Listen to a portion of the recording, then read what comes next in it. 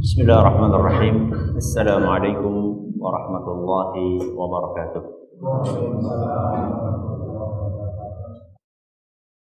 Innal hamdalillah nahmaduhu wa nasta'inuhu wa nastaghfiruh wa na'udzu billahi min shururi anfusina wa min sayyiati a'malina. Man yahdihillahu fala mudilla lahu wa man yudlil fala hadiya lahu.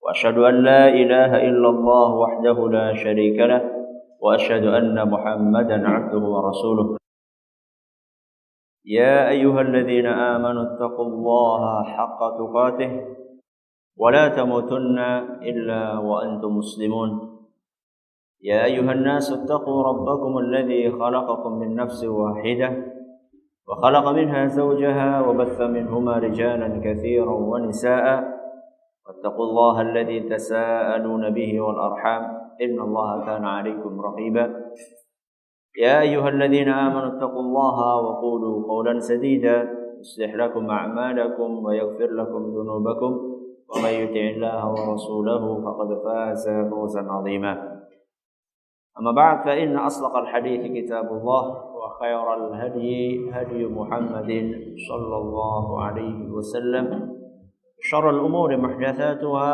wa kullu bid'atin dhalalah. Kita panjatkan puja dan puji syukur kehadirat Allah tabaraka wa taala. Pada kesempatan malam yang berbahagia kali ini kita kembali diberi kekuatan, kesehatan, hidayah serta taufik dari Allah Jalla wa ala. Sehingga kita bisa kembali menghadiri pengajian rutin malam Senin di Musalla Al-Hidayah di Desa Kedunguluh Purbalingga ini. Kita berharap semoga Allah tabaraka wa taala berkenan melimpahkan kepada kita semuanya ilmu yang bermanfaat sehingga bisa kita amalkan sebagai bekal untuk menghadap kepada Allah Jalla wa ala.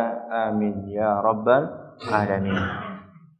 Salawat dan salam semoga senantiasa tercurahkan kepada junjungan kita Nabi besar Muhammad sallallahu alaihi wasallam, kepada para sahabatnya, keluarganya, dan umatnya yang setia mengikuti tuntunannya hingga di akhir nanti. Para hadirin sekalian yang kami hormati dan juga segenap pendengar Radio Insani di Purbalingga dan sekitarnya, para pendengar Radio Muslim di Jakarta dan sekitarnya, serta para pemirsa UPTV dimanapun Anda berada.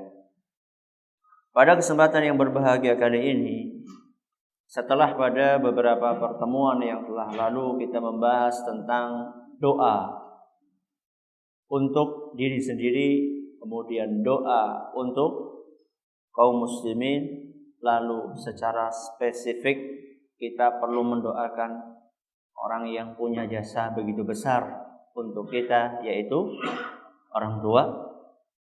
Pada kesempatan kali ini kita akan membahas tentang jenis manusia yang perlu mendapatkan jatah doa dari kita. Karena manusia ini seandainya mereka baik, maka akan berpengaruh kepada baiknya masyarakat dan negeri di mana kita tinggal. Mereka punya hak, namun hak mereka sering kita lupakan.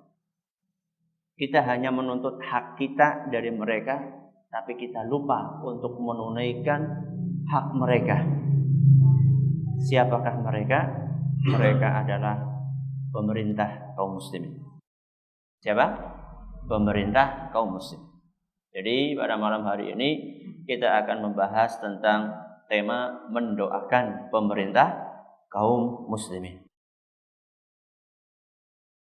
Tidak perlu merasa alergi ketika kita berbicara tentang perlunya kita mendoakan pemerintah kaum muslimin, walaupun kenyataannya memang banyak di antara mereka yang mungkin kita anggap sering mengkhianati rakyat dengan perilaku-perilaku yang bobrok, dan itu terjadi bukan hanya sekali atau dua kali.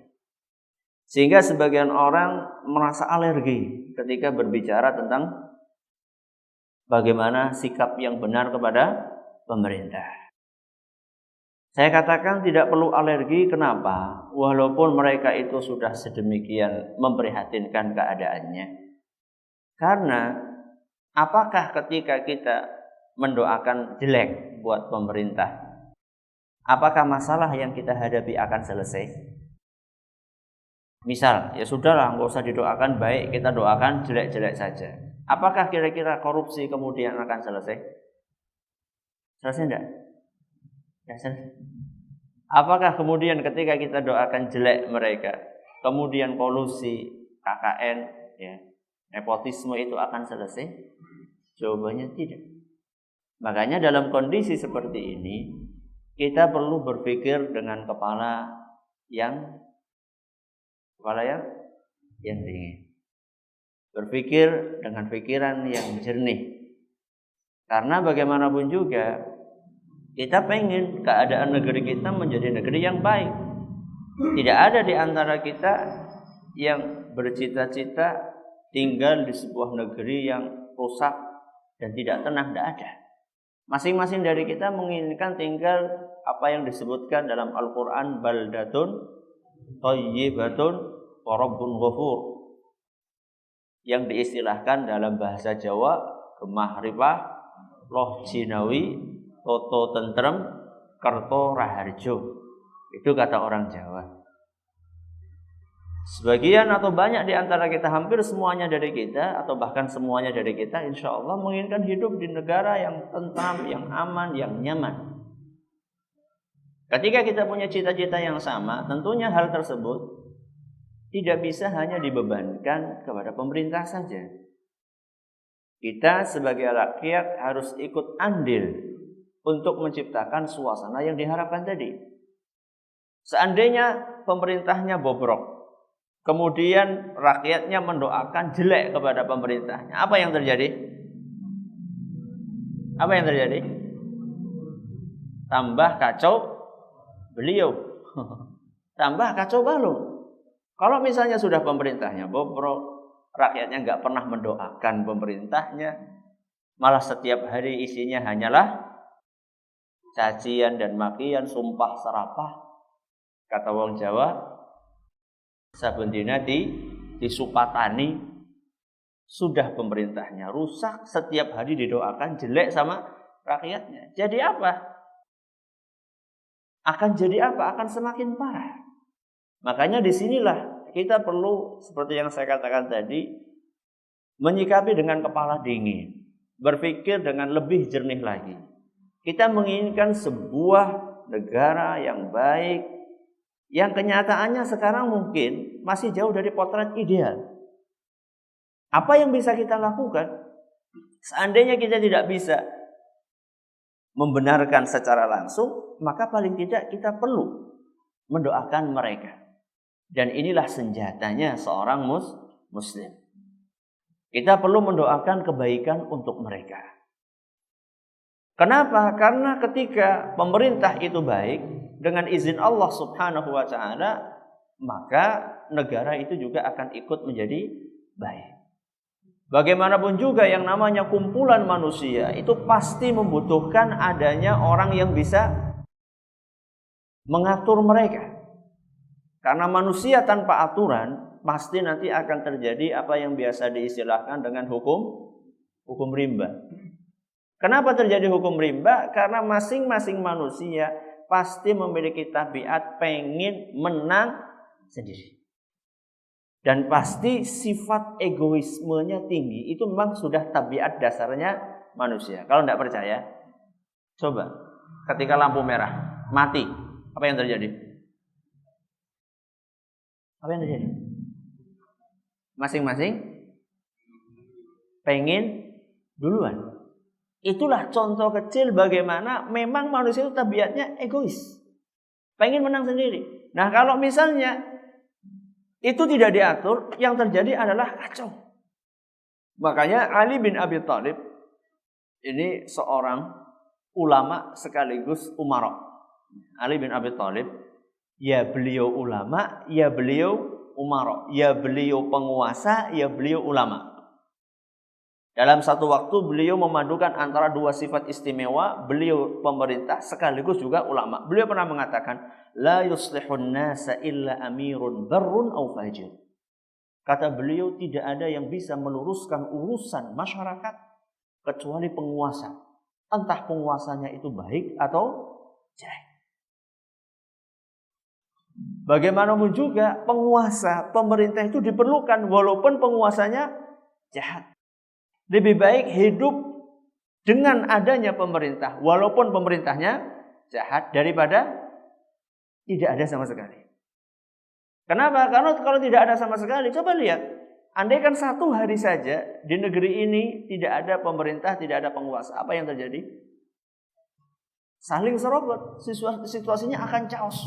Dan itulah yang terjadi karena memang manusia, diceritakan dalam beberapa ungkapan bahwa manusia itu adalah madaniyun bitab'i. Manusia itulah makhluk sosial.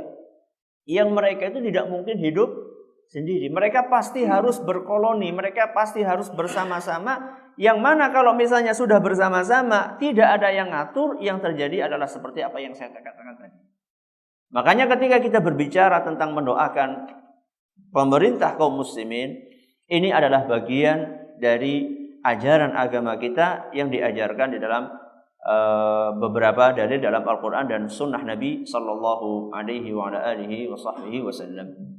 Makanya kita dapatkan di dalam Al-Quran dan juga dalam hadis-hadis Nabi Sallallahu Alaihi Wasallam banyak sekali ayat-ayat atau hadis-hadis Nabi Sallallahu Alaihi Wasallam yang memerintahkan kita untuk bersikap baik kepada pemerintah. Contohnya ada dalam Al-Quran sebuah ayat yang banyak kita hafal, yaitu surat An-Nisa ayat 59. Dalam surat An-Nisa ayat 59 Allah Subhanahu wa taala berfirman, "Ya ayyuhalladzina amanu athi'ullaha wa athi'ur rasula wa ulil amri minkum." Hafal ayatnya?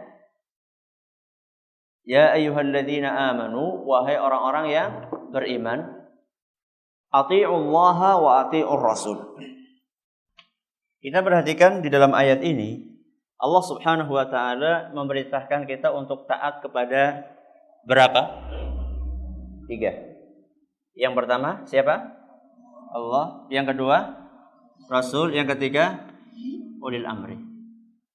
Allah semuanya tahu, yaitu yang menciptakan kita. Rasul yaitu utusan beliau, utusan Allah Azza wa Jalla. Kemudian ulil amri. Siapakah ulil amri?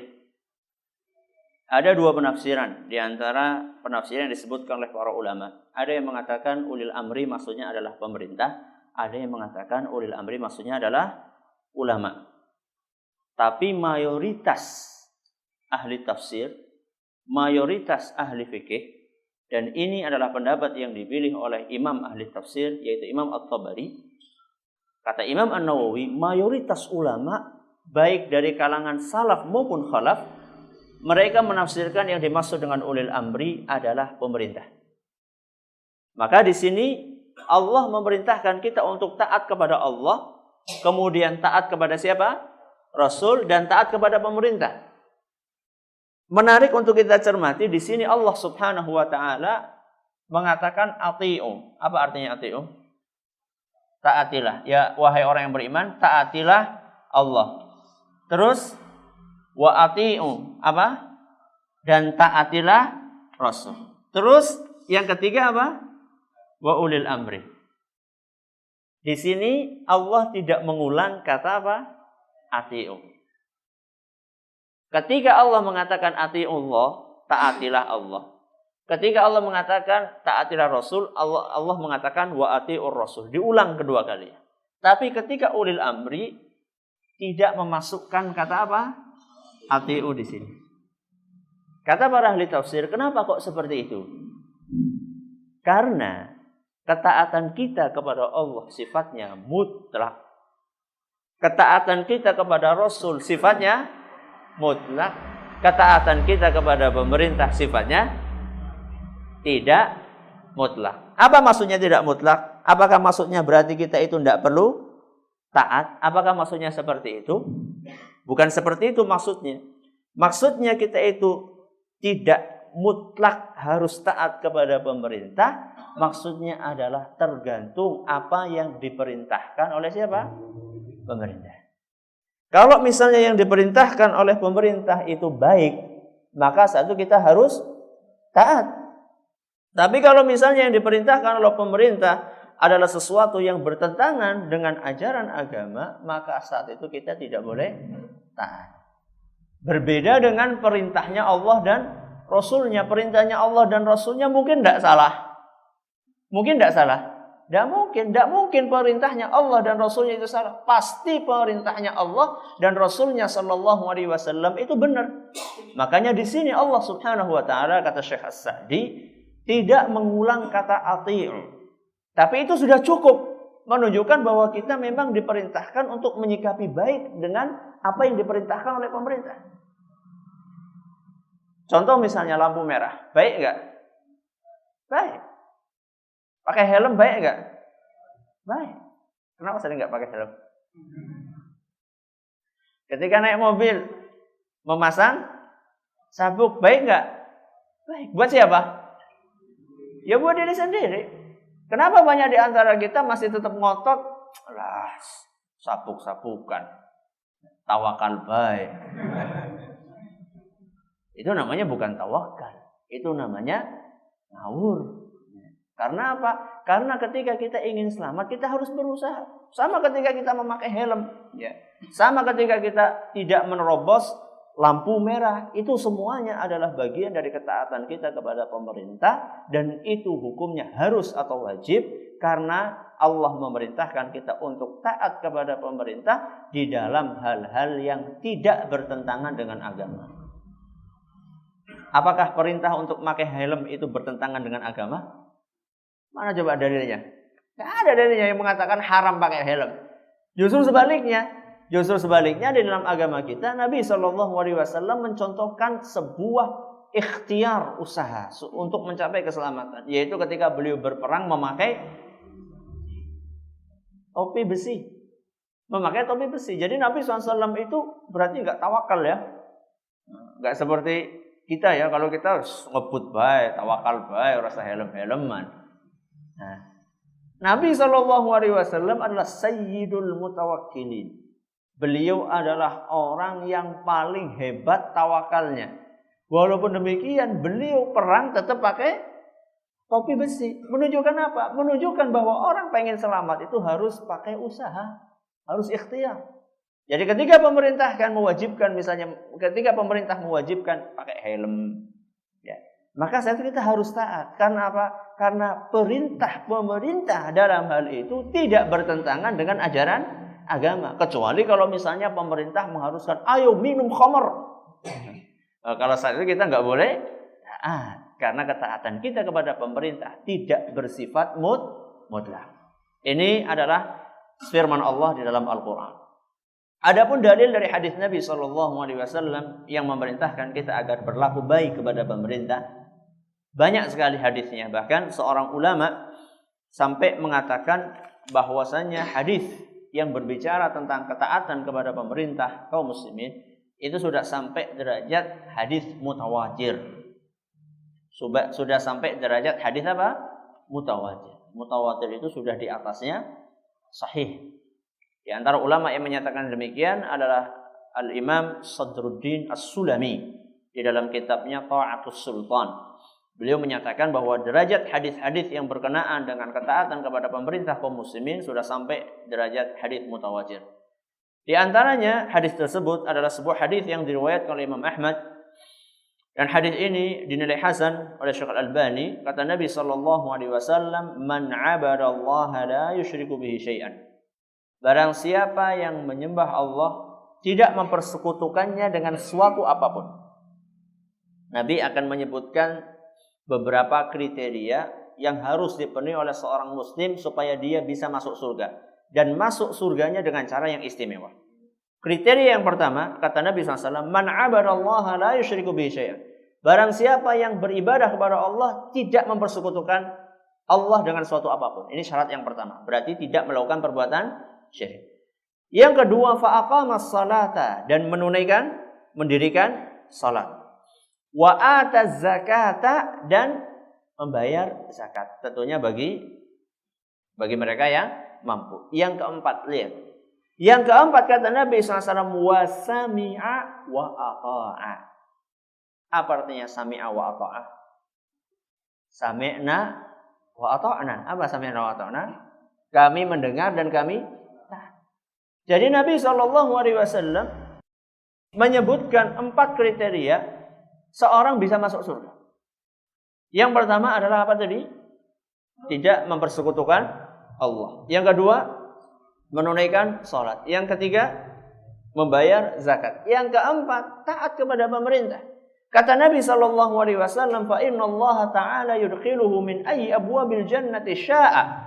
Maka Allah Subhanahu wa Ta'ala akan memasukkan orang tersebut ke dalam surga dari pintu manapun yang dia inginkan.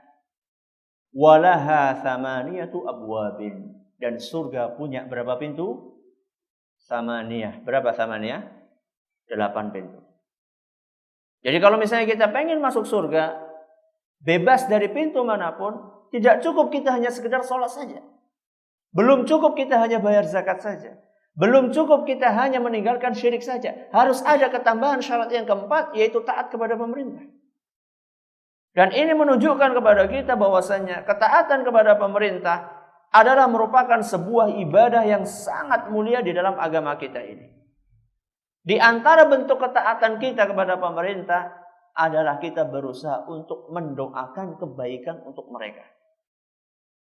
Siapa yang hari ini mendoakan pemerintah? Minimal lurah lah doakan benar. Ada nggak? Nggak ada. Kata Al-Imam Al-Fudail Ibnu Iyad, seorang ulama salaf yang terkenal sekali kedalaman pemahaman beliau dan kesalehannya. Kata beliau, "Lau kanat li da'watun mustajabatun." Seandainya aku memiliki doa yang mustajab. Seandainya aku memiliki doa yang mustajab. Andaikan jenengan sekarang diberi kesempatan sama Allah untuk meminta satu doa yang mustajab. Kira-kira apa yang akan jenengan minta? Satu. Minta satu saja. Pasti dikabulkan. Apa kira-kira yang akan diminta?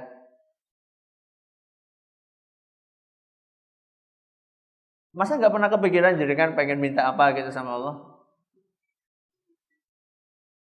Pengen? Enggak boleh banyak, satu. Hah? Masuk surga, Masya Allah. Bagus sekali. Ada yang lain? Diampuni dosanya. Ingin ditunjukkan ke jalan yang benar. Terus? Bahagia, hidup bahagia. Di mana? Masa dari tadi nggak ada yang pengen nikah karo wong sing ayu, pengen sugih, masa nggak ada? Saya pikir ada lah, cuman malu mungkin.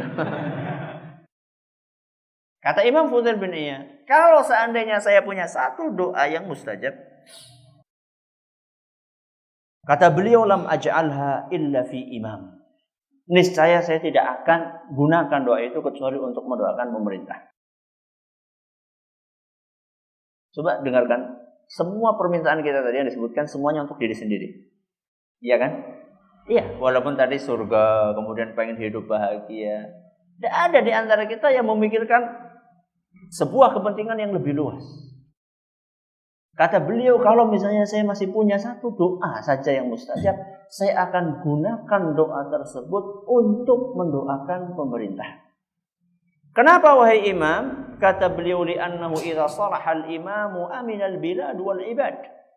Karena kata beliau, seandainya pemerintah itu baik, niscaya masyarakat akan hidup di dalam ketentraman dan negara akan aman. Berarti beliau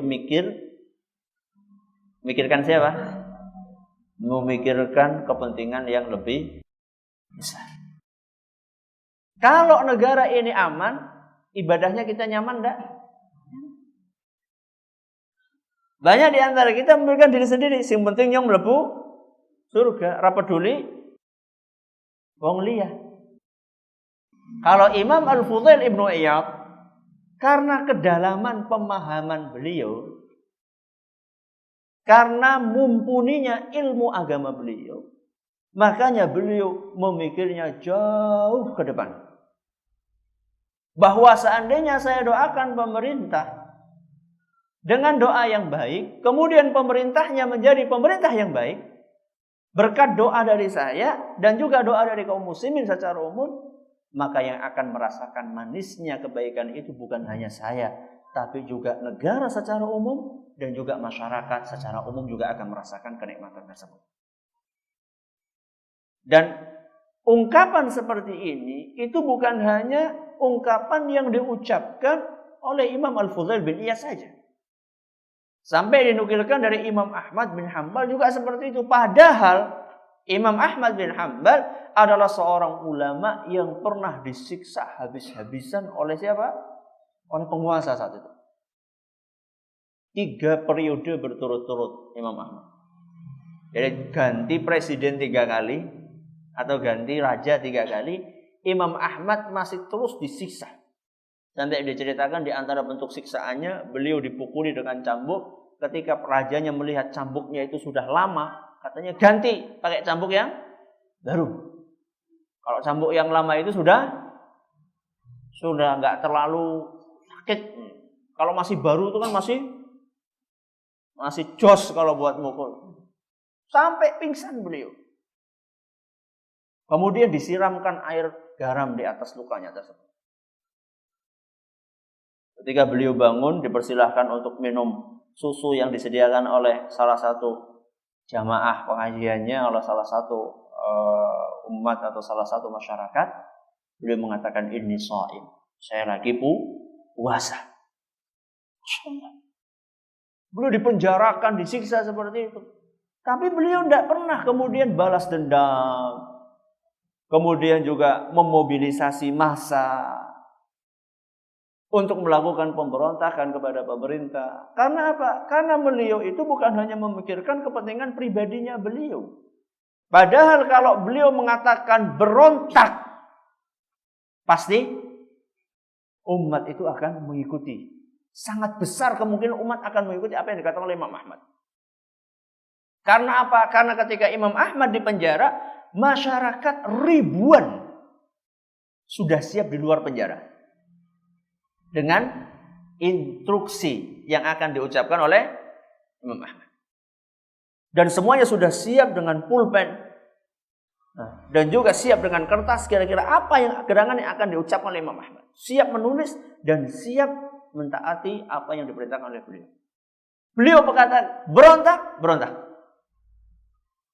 Tapi beliau berpikir bukan hanya untuk gagah-gagahan saja. Unjuk apa? Unjuk gigi, show of force, unjuk kekuatan. Gigi lo nyong lo pengikutnya, oke. Seperti itu. Tapi Imam Ahmad berpikir jauh ke depan. Beliau nggak ingin masyarakat menjadi korban, sebagaimana Utsman ibnu Affan radhiyallahu anhu yang pernah dengar cerita bagaimana beliau terbunuh, itu akan bertanya-tanya. Utsman bin Affan itu kan salah satu sahabat Nabi SAW yang terbunuh oleh sekelompok orang, namanya siapa? Namanya Khawarij. Namanya siapa? Khawarij. Orang-orang Khawarij itulah yang mengepung rumahnya Utsman. Kemudian sampai akhirnya beliau dipenggal atau dibacok oleh orang Khawarij dan meninggal di rumahnya. Orang bertanya-tanya, di mana? Di mana para sahabat yang lain? Orang-orang Khawarij kan tidak banyak. Loh, para sahabat mana di mana? Kenapa mereka tidak melindungi Utsman bin Affan radhiyallahu? Apa kata beliau? Ana tidak ingin, kata beliau. Saya nggak ingin ada di antara darah kaum muslimin yang tertumpahkan. Maksudnya saya nggak ingin mengorbankan rakyat saya. Lihatlah bagaimana Utsman bin Affan memberikan contoh. Beliau sangat mementingkan kepentingan rakyatnya. Begitu pula Imam Ahmad bin Hanbal radhiyallahu rahimahullahu taala, beliau juga seperti itu. Beliau tidak hanya memikirkan dirinya sendiri saja, tapi beliau memikirkan kepentingan orang banyak sehingga beliau tetap bersabar. Bahkan ketika ditanya tentang salah seorang raja yang berkuasa saat itu yaitu Al-Mutawakkil, beliau mengatakan inilah ad'u lahu bis-salahi wal afiyah. Sesungguhnya saya selalu mendoakan dia supaya dia itu baik dan supaya dia itu diberi kesehatan.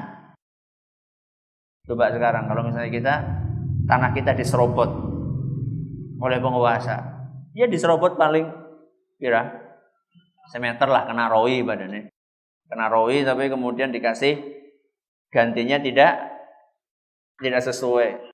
Wah, moga-moga kayak kena kanker, kenapa mana? Stroke, wah, segala macam jenis penyakit dikeluarkan semuanya untuk mendoakan pemerintah. Seberapa ya tantangan atau ujian yang kita hadapi dibandingkan para ulama kita.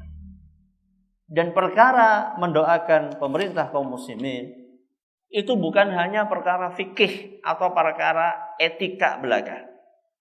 Kalau tidak percaya, hampir di setiap kitab akidah. Jadi para ulama kita dari dulu sudah menulis kitab akidah. Dari dulu sudah membukukan akidah kaum muslimin atau akidah Ahlussunnah wal Jamaah dalam kitab-kitab mereka. Hampir seluruh ulama menyelipkan pembahasan tentang perintah untuk mendoakan pemerintah kaum muslimin di dalam buku-buku akidah. Ini menunjukkan apa? Menunjukkan bahwa masalah itu adalah masalah yang penting, yang ada erat kaitannya dengan masalah akidah. Di antaranya saya akan bacakan, saya bawakan 3 contoh saja. Dan 3 buku ini adalah buku yang ditulis di abad ke-4 dan abad ke-5 Hijriah. Berarti 3 buku ini adalah buku-buku kontemporer atau buku klasik. Karena ditulis di abad ke-3 ke-4 Hijriah. Abad ke-3, 4, 5 Hijriah. Karena ada sebagian orang, wah, itu hanya ulahnya sebagian orang saja yang pengen menjilat penguasa. Dikiranya pokoknya setiap orang yang bicara masalah mendoakan pemerintah berarti ini antek-anteknya apa? Pemerintah. Seperti ada seorang ustadz yang berbicara masalah ini, masalah ketaatan kepada pemerintah. Kemudian ada setelah selesai pengajian ada salah seorang jamaah, dan cerita ini sering saya ungkapkan. Ada salah seorang jamaah yang bertanya, Ustadz, nuwun sewu, apakah Ustadz ini pegawai negeri? PNS. Nah, apakah Ustadz ini PNS? Karena dari dulu image-nya kalau ada Ustadz atau ada dai yang berbicara tentang ketaatan kepada pemerintah, image-nya ini adalah pegawai negeri yang diharuskan untuk belajar apa dulu, penataran apa? P4 ya, penataran P4 ya. Pokoknya segala sesuatu yang kaitannya dengan pemerintah berarti ini adalah bagian dari pegawai negeri. Kata ustadznya, dia nggak menjawab saya itu pegawai negeri atau bukan pegawai negeri. Kata beliau, coba tolong tunjukkan kepada saya, adakah ayat negeri dan ayat swasta, dan adakah hadis negeri dan hadis swasta. Jadi saya ini, kata ustaznya, saya ini lagi berbicara tentang ayat Quran, saya lagi berbicara tentang hadis Nabi. Saya bukan sedang berbicara tentang hadis negeri atau hadis swasta. Jadi ini adalah apa yang tertulis dalam Al-Quran dan Sunnah Nabi SAW. Maka ketika saya berbicara seperti ini, saya katakan bahwa saya ini bukan PNS. Jadi tidak ada maksud untuk menjilat pemerintah, karena saya nggak punya kepentingan apapun. Gaji saya itu bukan ditanggung sama pemerintah. Mungkin kalau misalnya ada yang makan, wah ini PNS ya wajar lah kalau nggak ngomong kayak gitu, nanti gajinya dipotong. Saya nggak digaji sama pemerintah. Jadi nggak ada kepentingan pribadi di balik ini semua. Ini semata-mata hanyalah ingin menyampaikan apa yang disampaikan oleh para ulama dalam kitab-kitab akidah mereka. Yang sangat disayangkan, hal tersebut sebagian orang berusaha untuk mengaburkan akidah tersebut. Saya akan bacakan sebuah buku yang ditulis oleh Al-Imam At-Tahawi yang wafat pada tahun 321 Hijriah. 321 Hijriah. Berarti sudah berapa tahun? 1100-an ya. 1100-an tahun. Berarti sudah 11 abad yang lalu. Buku ini sudah ditulis 11 abad yang lalu oleh Imam At-Tahawi. Kata beliau, setelah beliau menyebutkan kewajiban-kewajiban kita sebagai Ahlussunnah, kata beliau wa nad'u lahum bis-salahi wal mu'afati. Dan kita memiliki kewajiban untuk mendoakan pemerintah supaya pemerintahnya baik dan supaya pemerintahnya itu dikaruniakan kesehatan oleh Allah Subhanahu wa taala dan dikaruniai keselamatan oleh Allah. Ini beliau selipkan dalam pembahasan akidah. Artinya apa? Artinya pembahasan tentang mendoakan pemerintah kaum muslimin itu punya hubungan erat dengan masalah akidah. Ini satu. Di antara yang lain adalah sebuah kitab juga, kitab akidah juga yang berjudul I'tiqad Ahlus Sunnah. Apa artinya I'tiqad Ahlus Sunnah? Akidahnya Ahlus Sunnah. Ini ditulis oleh seorang ulama yang bernama Al-Imam Abu Bakar Al-Ismaili, yang beliau wafat pada tahun 371 Hijriah. Kalau tadi berapa? 321. Beda berapa? Beda 50 tahun. 50 tahun setelah meninggalnya Imam At-Tahawi, beliau menulis sebuah buku yang beliau kasih judul I'tiqad Ahlussunnah. Beliau mengatakan di antara poin yang disebutkan di situ wa yarawna du'a lahum bil islahi wal 'atfi ila al-'adl. Dan juga Ahlussunnah berkeyakinan seharusnya kita mendoakan pemerintah agar pemerintahnya baik dan cenderung untuk berlaku adil. Jadi kalau misalnya kita menghadapi pemerintah yang pemerintahnya itu tidak adil, jangan malah ditambahi dengan ungkapan-ungkapan yang tidak baik. Wah, pemerintah ini kurang ajar. Sudah tidak adil, ditambahi doa kurang ajar. Ya tambah orang benar. Ya. Makanya ketika kita melihat pemerintah yang tidak adil, seharusnya kita justru mendoakan mereka supaya mereka diberi hidayah oleh Allah Subhanahu wa taala dengan doa yang tulus dan gak usah lapor sama mereka. Oke, mau tulis mau begitu doakan kok. Gak usah. Justru kalau kita itu berdoa tanpa sepengetahuan mereka, peluang untuk dikabulkannya akan semakin besar. Ini kitab yang kedua. Saya tutup dengan kitab yang ketiga dan masih banyak kitab yang lainnya. Ini dikarang oleh salah seorang ulama Syafi'i bernama Imam As-Sabuni. Abu Utsman As-Sabuni, yang beliau wafat pada tahun 449 Hijriah. Berarti 1 abad setelah ulama yang tadi saya sebutkan. Kata beliau di dalam bukunya Aqidatus Salaf Ashabil Hadits, kata beliau wa yarawna ad-du'a lahum bil islahi wat taufiqi was salahi wa basdil adli fir ra'iyah. Dan Ahlus Sunnah wal Jamaah mereka memandang keharusan untuk mendoakan pemerintah agar pemerintahnya baik, mendapatkan taufik, saleh dan juga bisa berlaku adil di antara masyarakat atau rakyatnya.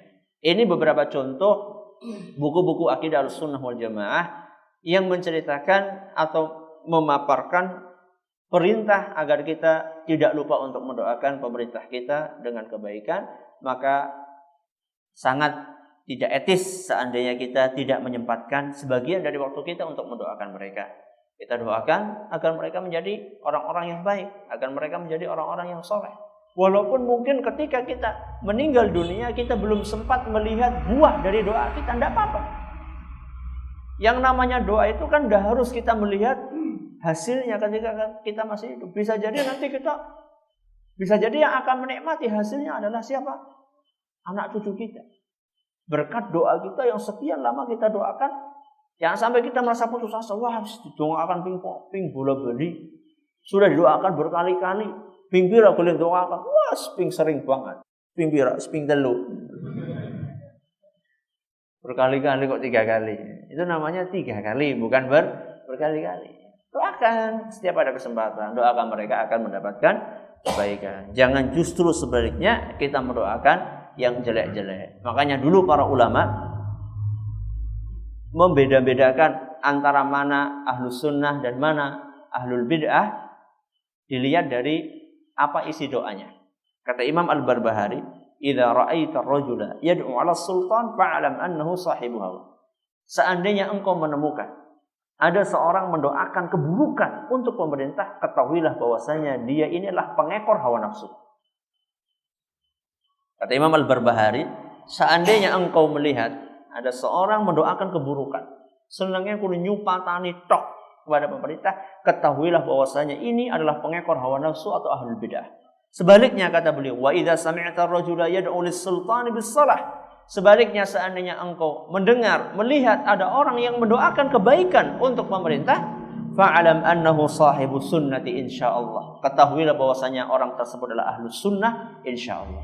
Dan ketahuilah seperti yang tadi saya sampaikan bahwa ketika kita mendoakan pemerintah itu bukanlah untuk menjilat mereka, bukanlah untuk mencari receh di hadapan mereka, bukan. Tapi kita mendoakan mereka adalah untuk kebaikan kita semuanya dan juga untuk kebaikan pemerintah kita. Wallahu taala a'la wa a'lam. Mungkin itu saja yang dapat kami sampaikan. Terima kasih atas perhatiannya. Mohon maaf segala kurangnya. Kita cukup tutup dengan membaca subhanakallahumma wa bihamdika asyhadu an la ilaha illa anta astaghfiruka wa atubu ilaik. Assalamualaikum warahmatullahi wabarakatuh.